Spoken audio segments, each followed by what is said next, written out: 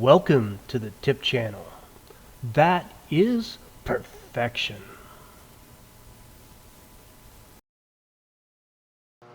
Hello and welcome back to the tip channel. Today we're going to talk about something that's a little out of my wheelhouse.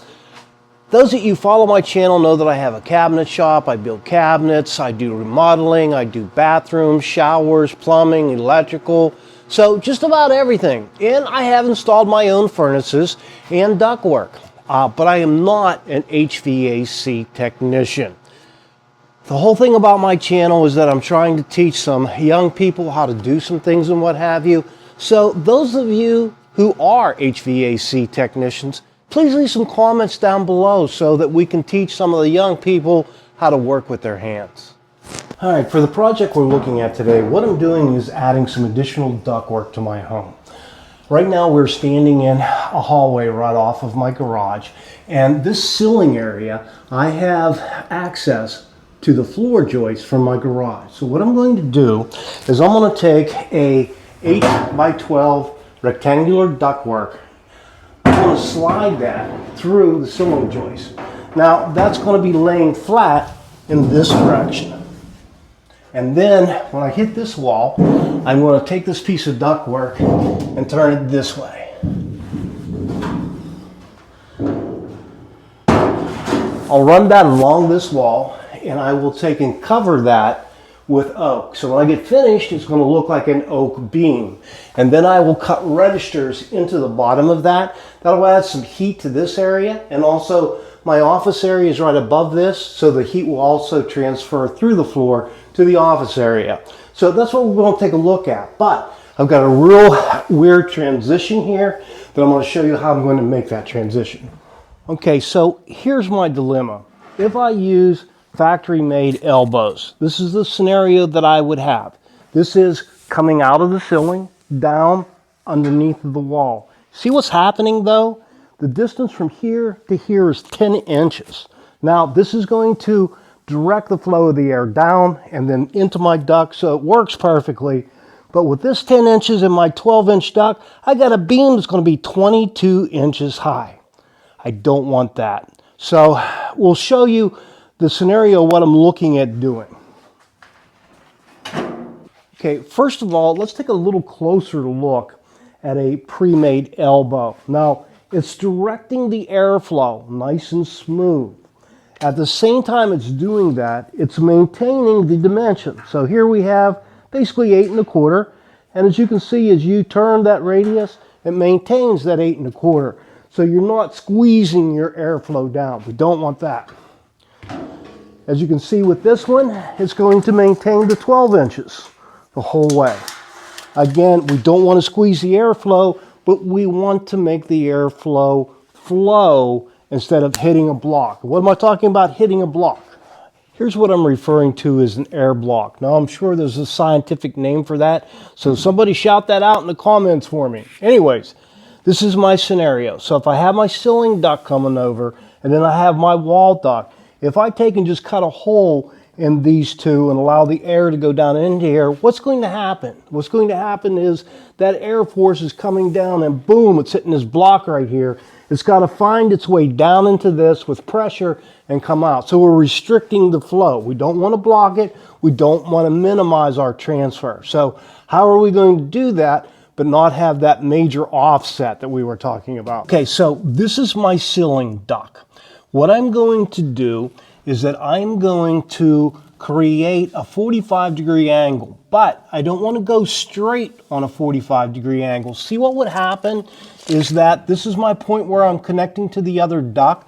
If I did a straight 45-degree angle, I would be looking at reducing my flow from 8 inches down to about 5 inches. Again, constricting that airflow. I want to direct that air, but I don't want to lose my volume. So I'm going to do 2 22.5s, which is actually a 45-degree angle. And see what happens when I switch to the 22. Okay, we start out here at 8. My tightest point is right there, which is about 7.5 inches. So I've only lost a 1/2 inch of volume. Again, I'll hit that 1/2 inch right there. But other than that, our flow is going in this direction and bringing it right down into this duct. Now I'll flip around and I'll show you the piece below the ceiling. So we have directed the air down into this duct from our ceiling joist duct. Now we're talking about the piece of duct that we're going to make into a fake beam. Now if I just leave this square, see what's going to happen? I'm directing my air down, but boom, it's going to hit this block. So I want to direct that air down through this ductwork. So again, I'm at basically a 45-degree angle, but I'm using 222.5 so I keep my volume. Now with this, I am restricting the airflow from 12 down to about 11 and a quarter. So I'm losing approximately about an inch, but I'm not getting that block. Is this going to be as efficient as the two elbows? Probably not. Would like to hear from some HVAC technicians. But I think this is going to take care of my problem and continue my airflow coming out into the beam ductwork. So how do we make our marks that we need for the 22-degree angles? Now, first of all, we're going to pretend that this cut here is going to be where we hit the wall at, where we transfer to the other piece of ductwork. So this is going to be my cutoff. Now, we know that the ductwork that's going in the fake beam is 8 inches wide, so that's what we're transferring to. So we'll put a mark back here at 8. Okay, and that's the other end of our duct. So the fake beam is going to go right in this direction, and we're going to want to do our 22s here. Now that we have our two horizontal lines, there's two different ways to lay this out. Number one is you could take your speed square, set that in there, and set it at 22.5. And that would be your angle right there. And then naturally you would do the same thing coming off of this point. Keeping in mind I'm a cabinet man, I like to make templates. So if we look at what's going to be our intersecting point, we'll go from point to point.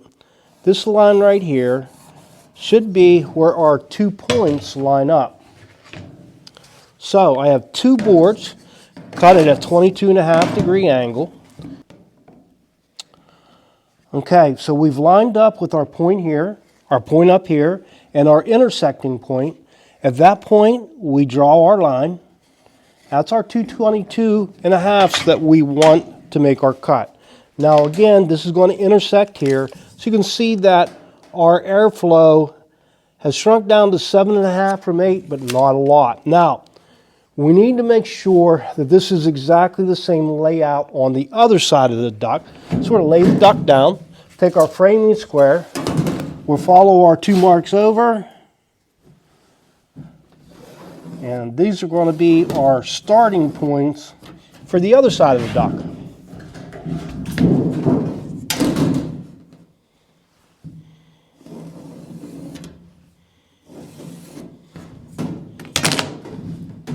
Okay, and we'll rinse and repeat on the other side of the duct. Next up is our beam duct, and this is going to intersect on the 12-inch side of the one in the ceiling.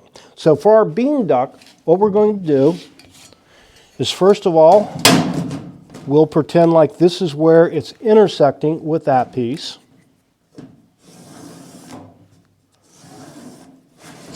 Okay, and then the ductwork is 12. So we're going to measure 12.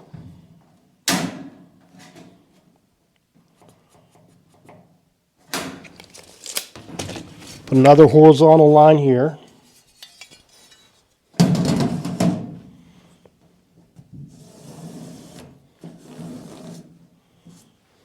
Okay, so this is our ceiling duct here coming in. And so we want basically a 45, but basically 222. So we're going to look at boom, boom on our 22.5. So again, we want that intersecting line. Next, we need that intersecting line, which is the point of our 22.5-degree templates. So that's where our point's going to end up at. We'll take our template. We'll line up the 3 points.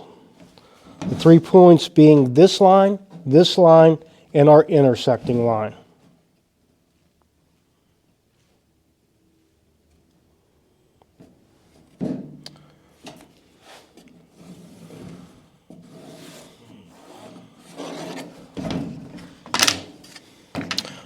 Okay, so this is where it's meeting the ductwork in the ceiling, and at that point we're at 12 inches, and you can see that we're going to reduce at the tightest point down to about 11, and the point of the 22 we're going to be back at 12. So 2 points we're going to hit 11. We're going to direct that air down into this duct without losing the volume. Same as a small duct, we'll take our horizontal lines, take them to the other side, rinse and repeat what we did on this side.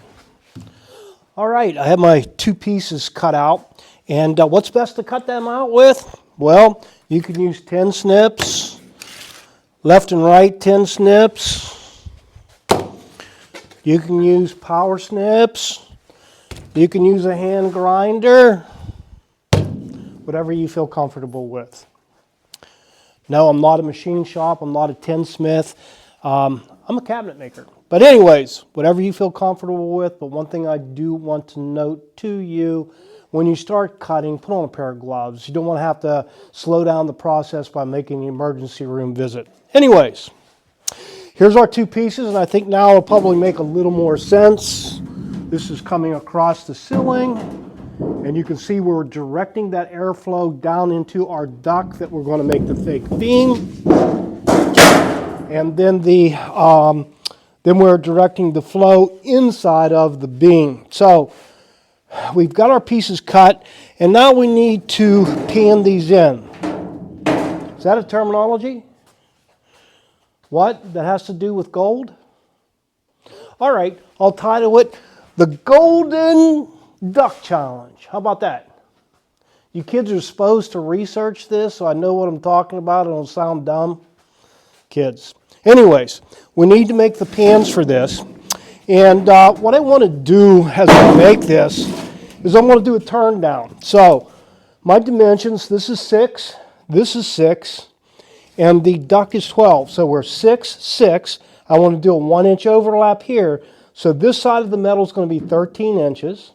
And then I want to do a turn down on each side. So this is actually 12 1/8. I want to do a 1-inch turn down on each side. So I need 14 1/8 by 13 for my piece of metal.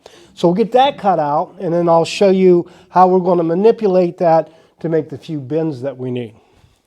All right, we have our piece of metal cut out. Now, up until this point, I've been using a Sharpie, and that works fine for the rough work. Now we need a little more finesse, so we want to switch from using a Sharpie to a metal scribe. Almost like going from a carpenter's pencil to a 5mm pencil whenever you're building cabinets. It makes a much finer line, so you're able to get a lot more precise. So we've got our piece of metal cut out, and we know we need 2 bends, one here and one here. And so we want to make these 2 bends first before we do our side turn downs. So what I've done is I know that this dimension is 6. I've marked up 6. And I've etched a line in with this. And keep in mind as you're doing this, use your framing square as much as possible. You want to keep this stuff square. So I've made a mark at 6, and then again I'm 6 up to here, so I have a mark at 12. So that's going to be my bending areas. Now, what I'm going to do is I'm going to take my metal scribe, and I'm going to go ahead and scribe down across there. And I just find whenever you put that scribe mark in there, it sort of bends a little easier, if you will. And we can manipulate it from there. Now, hold down on your framing square and start the bending process. Now, metal works fairly easy. It may not end up perfect the first time, but it manipulates pretty well. So then we're ready to do our second bend. And I wish I had a metal brake at this point, but I don't.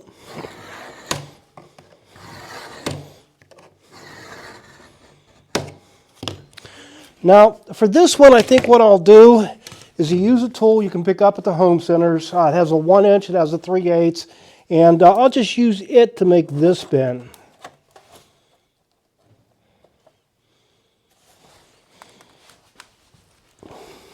Start it, work it on down your piece, bend it a little more, come back and bend a little more. And now we've got to start where we can check it and see how things are fitting. Okay, a little less on this one. This one doesn't look too bad. So we'll just take a little off of that one.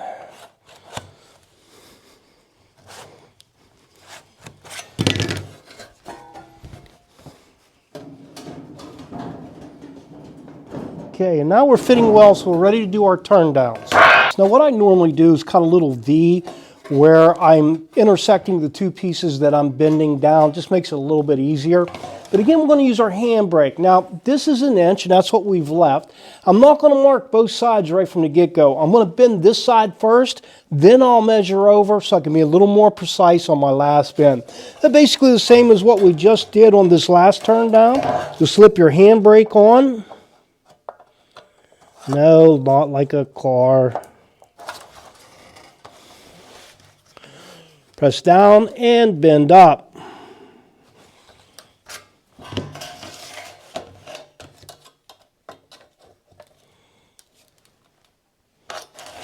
And then you have your last piece.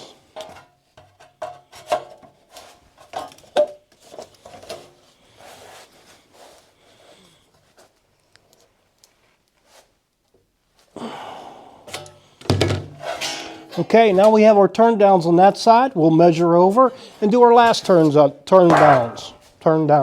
So we have our metal manipulated. Now we're ready to zip screw it together. What's a zip screw? Well, the zip screw, this particular brand has a little point on it. It's made to go directly right into the metal. They also make some with a little cutter head that actually drills about 1/8 of an inch hole and then goes inside. Now, the other tool that I'd strongly suggest is one of these. What is this? It's a magnetic holder. Holds the screw very nicely, especially when you're working overhand.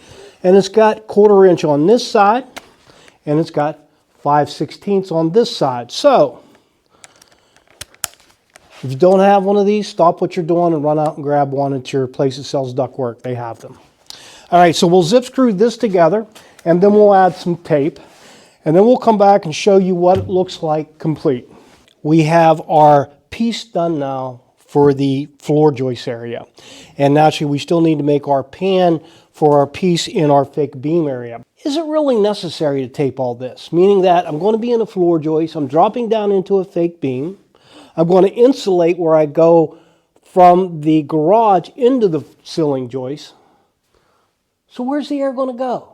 But hey, it wouldn't be perfection if I didn't tape it. Now, I'm sure there are a lot of HVAC people out there that said, man, this would have been a lot easier, Dawn, if you just went to a metal fabricator. They have a machine called a Pittsburgh something or what have you, where they make custom elbows. But hey, then I wouldn't have had anything to do a video about. Okay, at this point, we have our ceiling duct coming across and transitioning down, getting ready to do our beam duct. As you make that hole, I suggest a multi-tool. It's very gentle, it's not throwing dust all over the place, and a shop vac.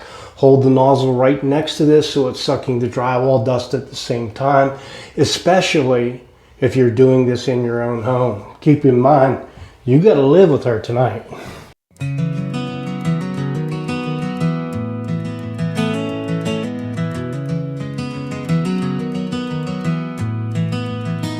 Grew up in a small town, nothing to my name. Dad took my hand, led me to the flame. Son, this is life, it's what you'll understand. Learn to bend the metal, feel the heat in your hands. Hands of steel, hearts of gold, crafting a future from stories untold. Don't forget the gloves, hold that line, bend it and shape it, it's a rhythm divine. In the quiet of the workshop, the stories would unfold, every cut and every bend, a tale to be told. So there we are. We've got our beam duct into place. All that is left to do is to cover it in oak. I've got 2 register holes cut in presently. And I think what I'm going to do is to go ahead and mount the registers, get it hooked up to the furnace and test it, see if I need to add another register. But we'll see what type of volume is coming through here. So at this point, it's done. How did the job turn out? It's the tip channel. That is perfection. I hope that you liked the video. And if you did, please like and subscribe and have a great day.